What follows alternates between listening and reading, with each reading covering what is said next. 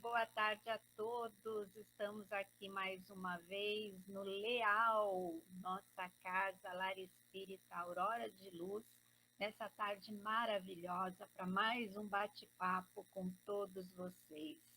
E quem está aqui conosco também é o senhor Florencio. Boa tarde, Florencio. Boa tarde, Roseli. Mais uma miscelânea espírita, já é a número 11.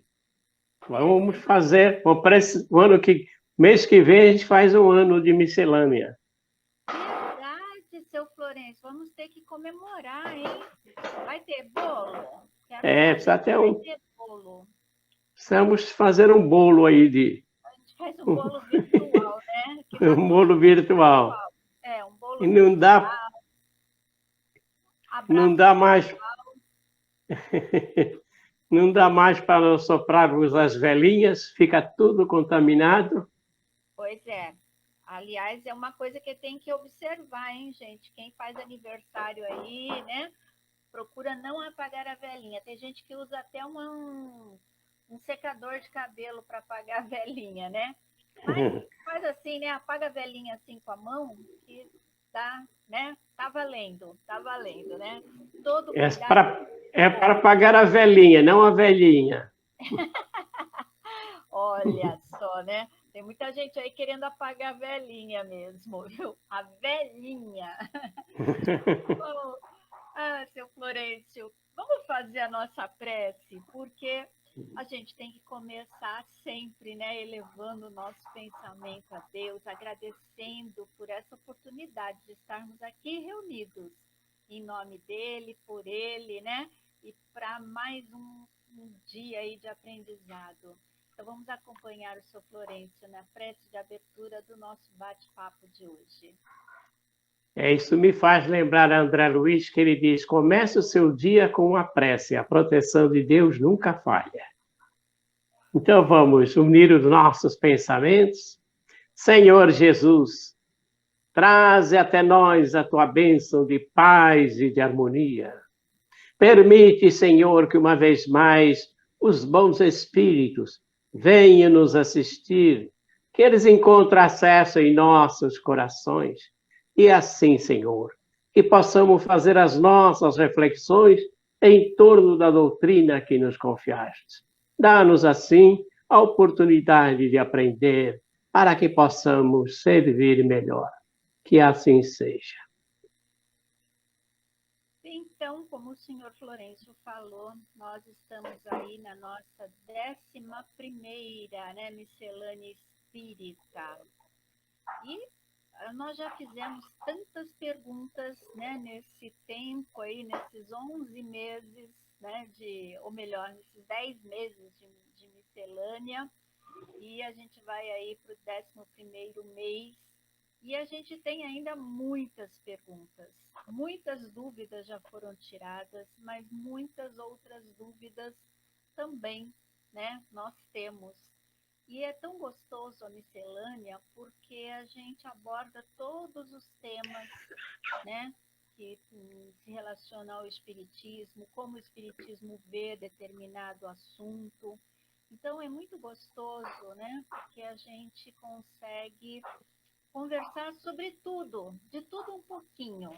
E aí aquele assunto, né, que a gente fica mais assim curioso, a gente pode aprofundar. E aí sempre o seu Florencio indica, né, livros onde a gente pode procurar mais informações sobre o assunto. E um dos livros, né, que sempre a gente indica é o Evangelho segundo o Espiritismo, o Livro dos Espíritos. Ali você pode encontrar tudo, né, e tirar todas as suas dúvidas. Mas vamos começar, seu Florencio? Vamos, sim. A primeira pergunta, olha só, o pessoal já está participando aqui. Deixa eu só dar uma boa tarde aqui. Boa tarde para o Marvin. Olha o Joaquim Souza conosco também. Lá de Portugal. Nosso primo de Vila Nova de Famalicão, próximo ao Porto. Exatamente, né? Estamos lá na Europa, hein, seu Florencio? Se não estamos presencial, estamos virtualmente. Isso que é muito bom. Bom, vamos começar aqui. A primeira pergunta, seu Florencio, é a seguinte. O senhor poderia falar alguma coisa para a gente sobre o sepulcro vazio de Jesus? Porque muitas vezes a gente, né, conhece a história, mas a gente não se pergunta, como assim? Né? Onde estava o corpo? Como é que aconteceu? O que o Espiritismo pode nos falar sobre isso?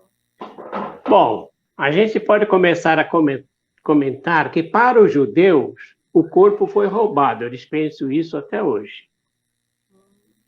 Para os cristãos tradicionais, Jesus ressuscitou com corpo e tudo e foi embora. Para o Espiritismo, não importa se o corpo foi roubado, porque se Jesus transformava água em vinho, fazia parar os ventos, multiplicou 2 pães e 5 peixes, que alimentou quase 5.000 pessoas, e ainda sobraram 6 cestos repletos de pães e peixes. Ele poderia ter desmaterializado seu corpo. É bem possível. Agora, o que apareceu, houve 2 fenômenos. Fenômeno de aparição e aparição tangível. Era assim que Kardec chamava as materializações. Ele chamava de aparição tangível.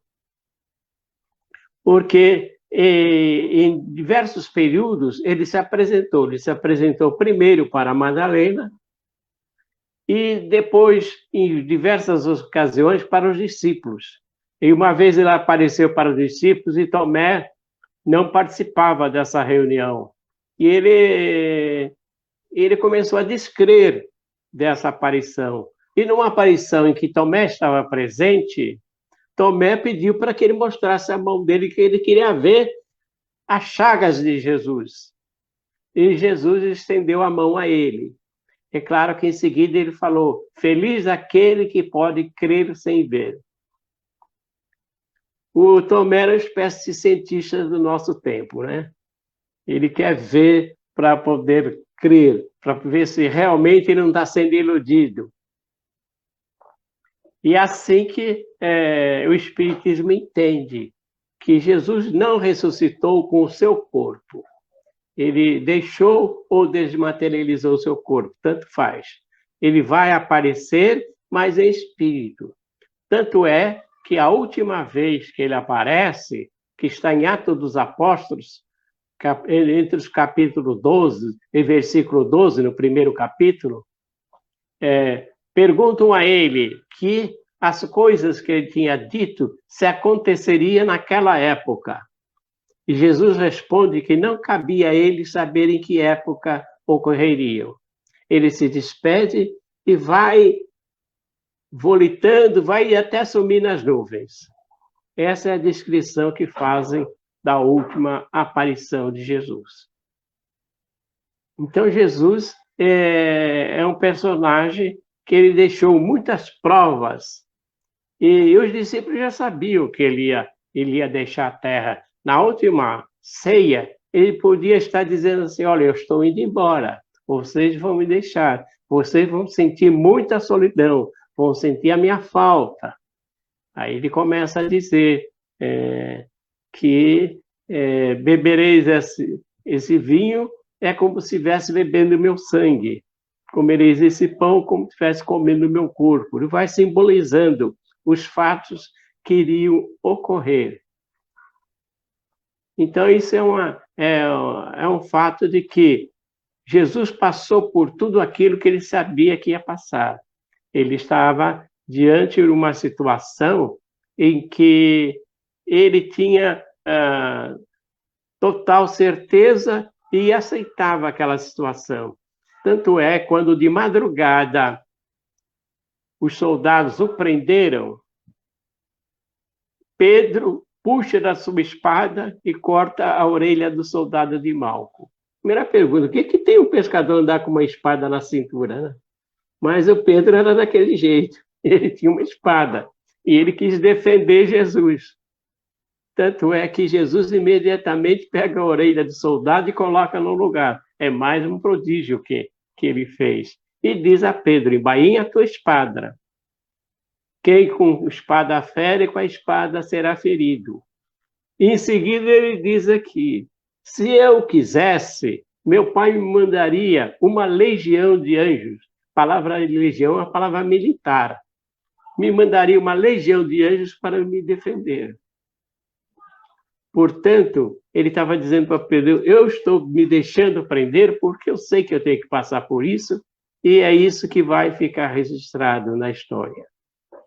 Então, se Jesus carregou a cruz, tem gente que pensa que Jesus era uma gênere, uma aparição, e que aquela cruz não era peso nenhum. Isso quer dizer o seguinte: o espírito de Guerra Junqueira, que era um poeta que ele combatia muito a igreja, ele diz o seguinte: se Jesus tinha um corpo fluídico, então ele era um malandro carregando a cruz e Maria a sua comparsa, porque ela sabia de tudo. Então nós temos aí a questão do sepulcro vazio, as versões dos judeus, dos cristãos tradicionais e nossa do espiritismo. Não estou te ouvindo. Não estou te ouvindo. Desculpa. Então, essa história, que tem muita gente que fala realmente isso, né? Que o Jesus não tinha um corpo material como o nosso, né? Era um corpo fluídico.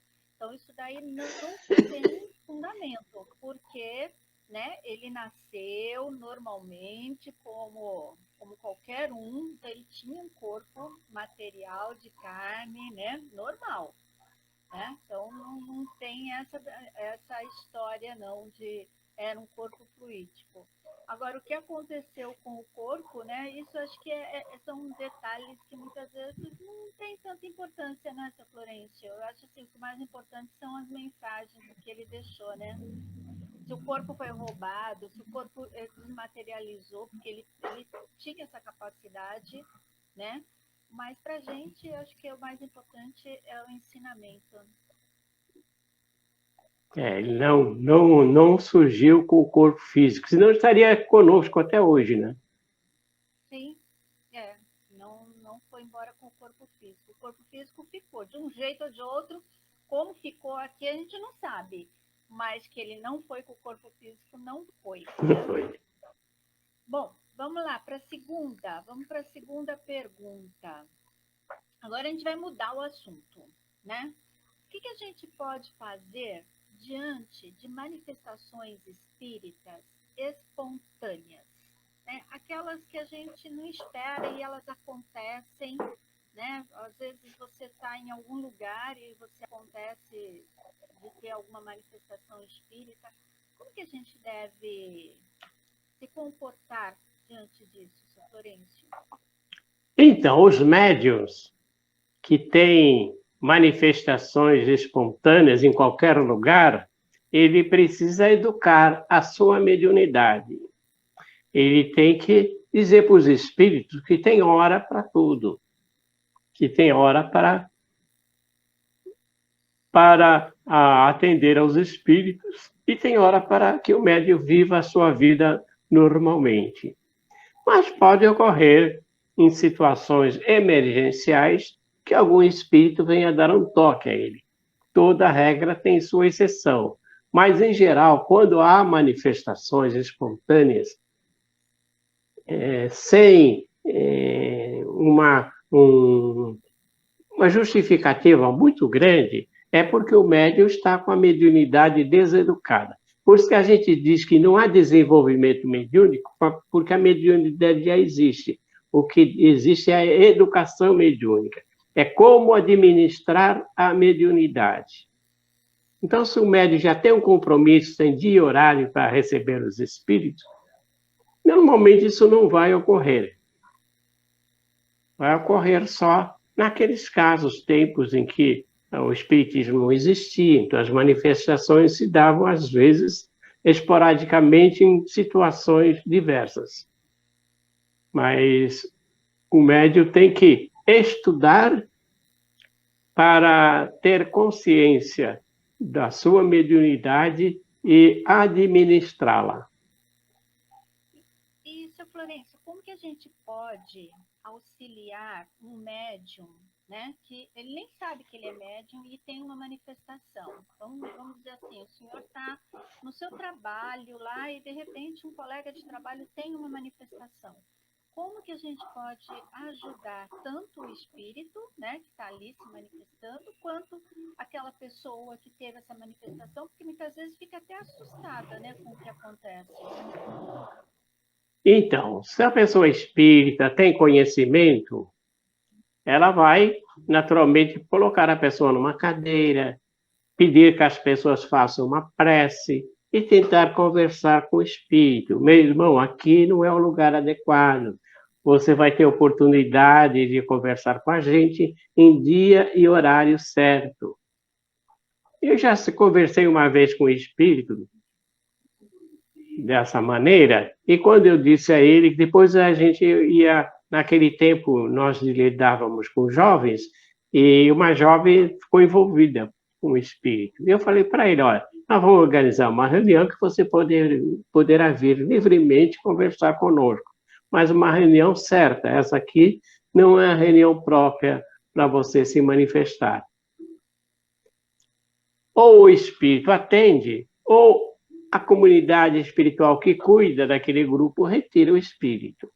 Às vezes isso acontece para chamar a atenção de que a pessoa é médium, para chamar a atenção de que tem um irmão querendo se comunicar. Então, a pessoa entendendo o recado, já está dado o recado, está resolvido o problema. Então, a gente tem que observar por que está acontecendo isso, qual a razão, para dar um encaminhamento certo, para que a pessoa possa ser auxiliada também. Porque não adianta a pessoa falar, mas eu não quero ser médium. Isso você já escolheu antes de nascer, ser médium. Agora não tem jeito, porque a mediunidade é uma predisposição física e psíquica. Então ela é orgânica também. Então não tem jeito, você vai ser médium não porque você quer, mas porque você é. E não tem religião aí, né, seu Florencio? Porque a mediunidade ela pode acontecer em qualquer religião, não é? O indivíduo pode ser até ateu, porque normalmente o ateu, quando acontece isso com ele acha que está ficando louco. E às vezes acaba tendo um diagnóstico de esquizofrênico. Mas trata-se apenas de mediunidade. Nós temos um caso lá no Leal que aconteceu isso com a pessoa. E a pessoa divorciou da esposa, se trancou no apartamento, o apartamento era alugado, não pagava, até que o proprietário foi lá com a polícia, arrombou a porta e botou ele para fora. Aí ele fugiu, uma cidade do sul, e foi ser homem de rua. Porque ele ouvia vozes. E não aceitava, né? E ele achava que aquilo era da cabeça dele, estava ficando louco.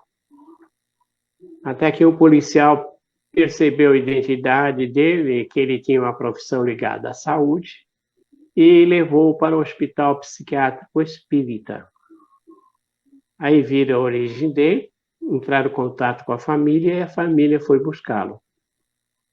Até que um dia ele foi indicado, ele veio conversar comigo, e eu disse a ele, o que você tem não é esquizofrenia, o que você tem é mediunidade.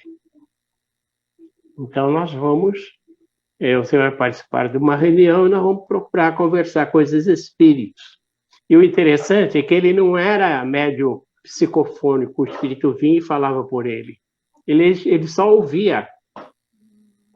Aí eu disse a ele, fazer o seguinte, eu vou fazer a pergunta, você faz a pergunta para o espírito mentalmente, e o que o espírito responder, eu dou uma outra resposta para o espírito, ou faço uma outra pergunta.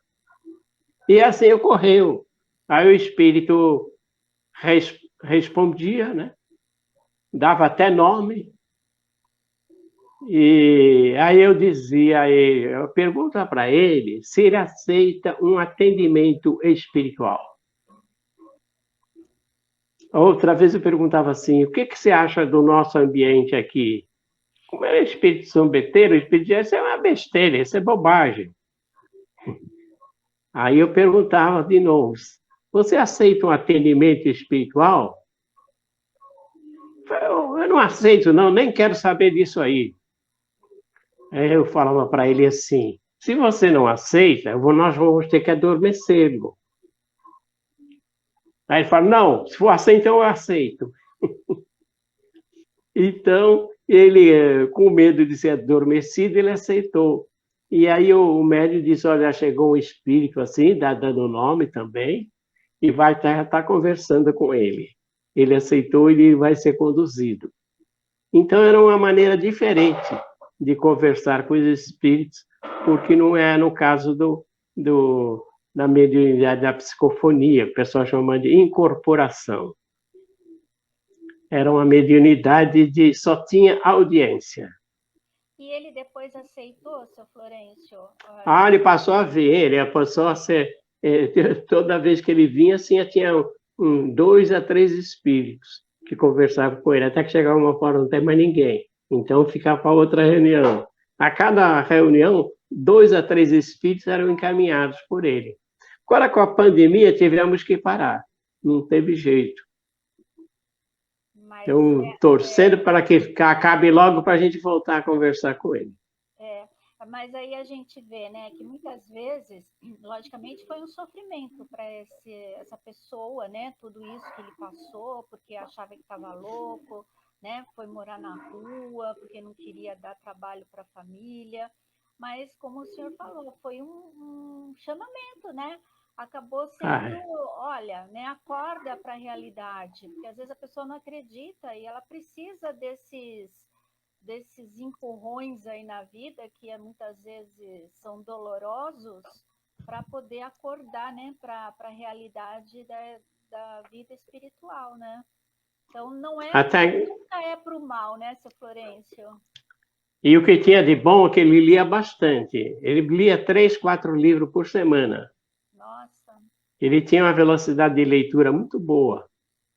Até que eu indiquei para ele também um livro que eu acho, para mim, do ponto de vista doutrinário, é o melhor livro da Zíbia. É Pelas Portas do Coração, chama-se. Eu, no começo, eu olhava esse título e achei que deve ser uma água com açúcar. Mas trata-se de uma história em que um médico tem uma filha que ela é médium. E ele acha que ela está ficando louca. E, às vezes, vinha um colega para almoçar com ele ou para jantar, e o colega falava assim, eu tenho uma paciente lá no hospital que está em coma, eu já fiz tudo e ela não volta. Aí a filha descia as escadas, já vinha falando assim, olha, essa sua paciente tem um espírito que não deixa ela voltar para o corpo. Se levar um aparelho, que eu chamo o médico de aparelho, essa paciente vai voltar assim. Aí o pai ficava furioso.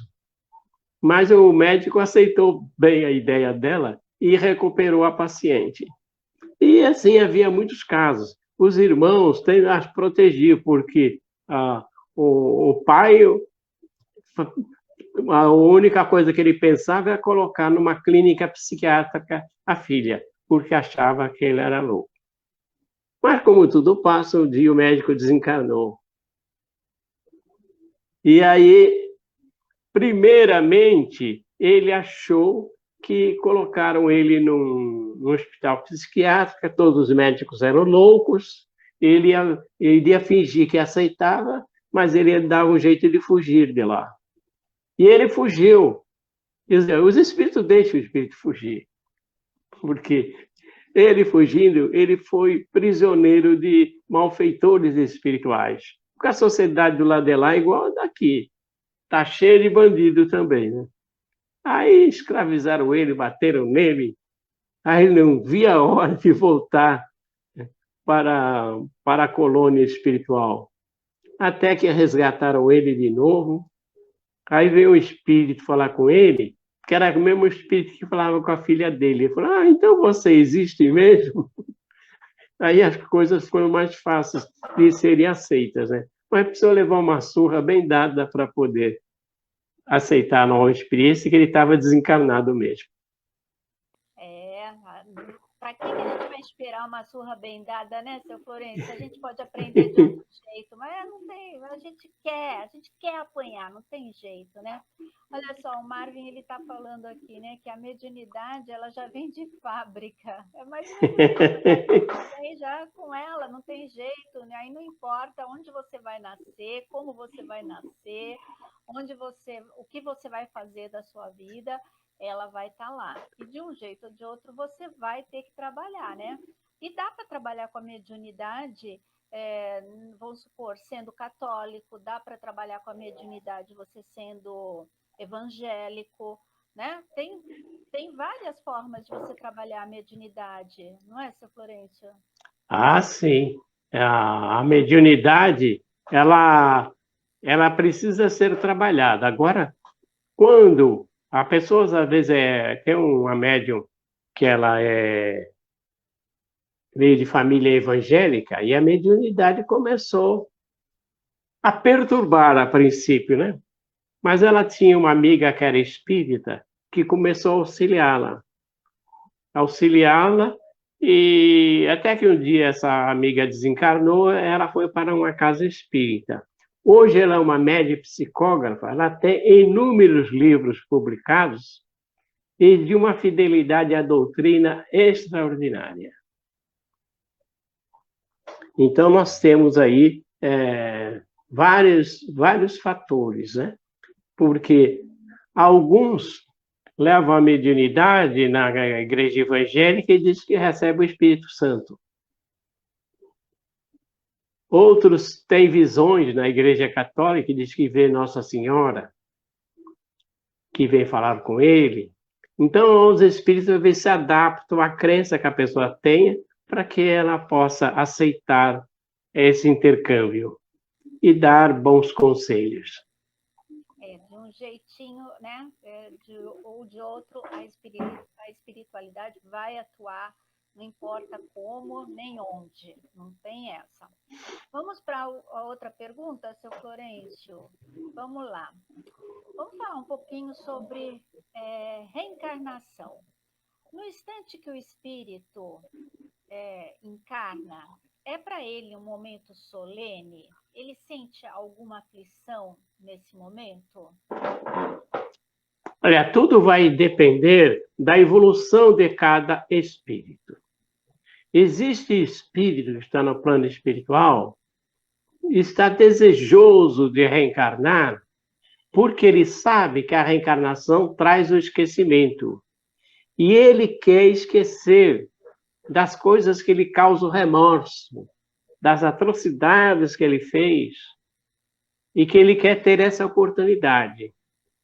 Já tem outros que não querem reencarnar de jeito nenhum, porque a vida tá boa do lado de lá, eles querem continuar com os mesmos vícios do lado de lá e não quer reencarnar. A doutrina espírita nos prepara para desencarnar, e os espíritos nos preparam para reencarnar.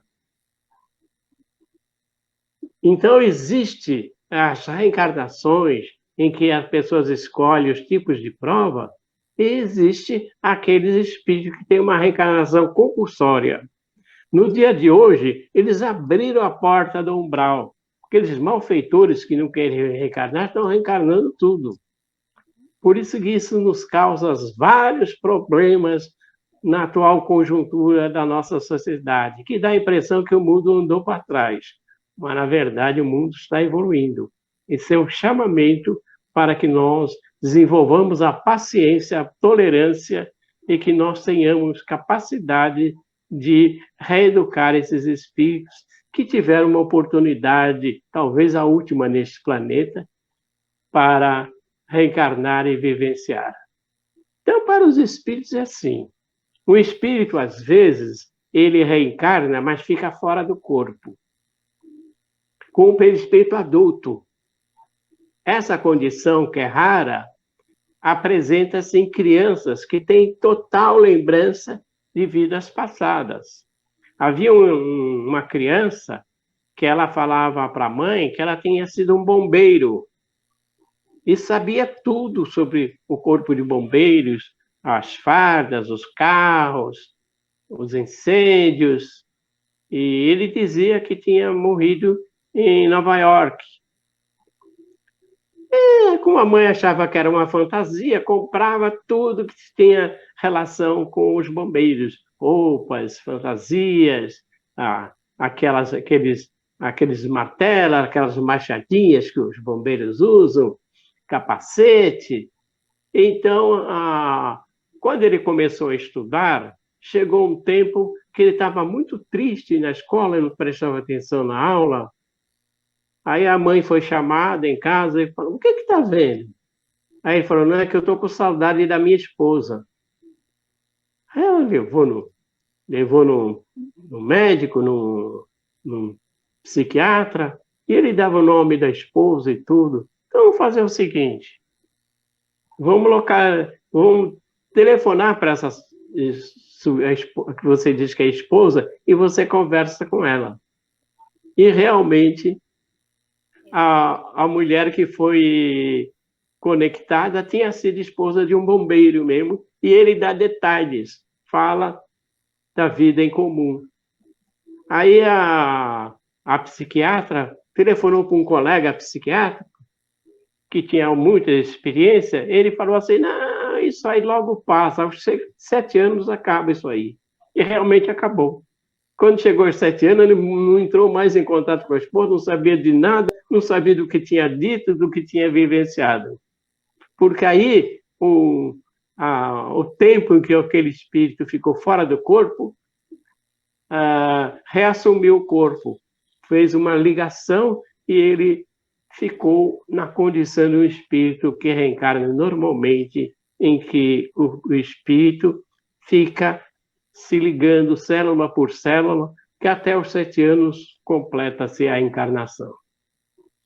Florencio, uma pergunta, né? As pessoas que têm essa lembrança de vidas passadas, né? Elas só lembram das vidas quando elas estavam encarnadas, ou elas também têm lembranças da vida espiritual, no plano espiritual? Normalmente, eles não têm essa lembrança de vida no plano espiritual. Eles não têm inteiramente. E eles não lembram de tudo exatamente. Agora, existem alguns casos especiais. A média Ivone do Amaral Pereira, ela tinha lembranças de vidas passadas, porque ela fora suicida, ela viveu uma família muito rica, viveu entre a França, a Espanha e Portugal, e ela mandou matar o marido, boazinha ela, e caiu o fone.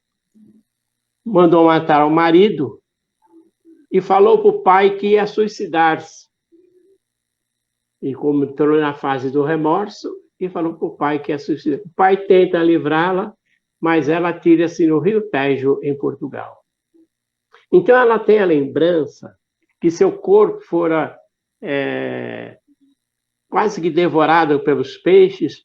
Ela viu os pescadores arrastando seu corpo, viu toda a cena da autópsia. Ela sofreu muito. Então, ela tem essa lembrança. Ela se considerava uma francesa. E ela, quando criança, ela falava para o seu pai: só não é meu pai. Meu pai veio me buscar de carruagem. Então, ela viveu uma vida muito solitária, porque quando ela tinha 18 anos, o pai dela de outra vida apareceu para ela do outro lado de uma ponte que ela teria que atravessar, e o pai falou para ela: você não espere nada desse mundo, que esse mundo não tem nada para lhe oferecer. E ela tinha uma mediunidade que ela via muitos espíritos. Ela via um espírito que se propôs a escrever para ela uma obra. Ela nem sabia que aquele homem era um português, escritor famoso. Ela só conhecia aquele espírito por conviver com ele.